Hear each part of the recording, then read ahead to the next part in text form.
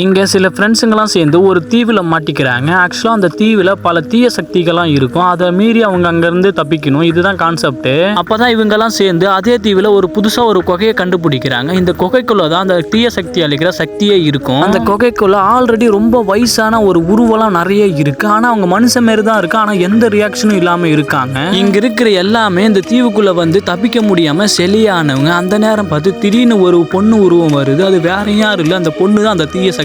ஆனா அங்க வந்த எல்லாத்துமே இந்த பொண்ணு இந்த தீவுக்குள்ள வந்தா உங்களால இங்கிருந்து போக முடியாது அப்படின்னு சொல்லிட்டு ஆப்போசிட்ல ஒரு தீவு இருக்கு, அங்க போனாதான் உங்களால இங்கிருந்து தப்பிக்கிறதுக்கு வழி கிடைக்குன்னு சொல்லுவோம். ஆனா ஆல்ரெடி எல்லாரும் சேர்ந்து அந்த தீய சக்தியை அழிக்கிற பவரை கண்டுபிடிச்சிருவாங்க. ஆனா கடைசியில ஒரு கத்தி மட்டும்தான் தனியா இருக்கும். அந்த கத்தி இந்த பையத்தை வந்து வைக்கலான்னு போவோம் பாருங்க, ஆனா விடாது. இந்த பையனும் எப்படியும் அந்த தீய சக்தி கிட்ட போராடி அந்த கத்தி எடுத்துட்டு போய் சென்டர்ல வைக்கிறான் பாருங்க. அடுத்த செகண்டே ஒரு பெரிய பவர் கிரியேட் ஆகி அந்த தீய சக்தியெல்லாம் அழிய ஆரம்பிச்சிடும். உடனே அந்த தீவுல சபிக்க எல்லாருமே விடுவிச்சிருவாங்க. அப்புறம் அங்கிருந்து எல்லாருமே தப்பிச்சிருவாங்க.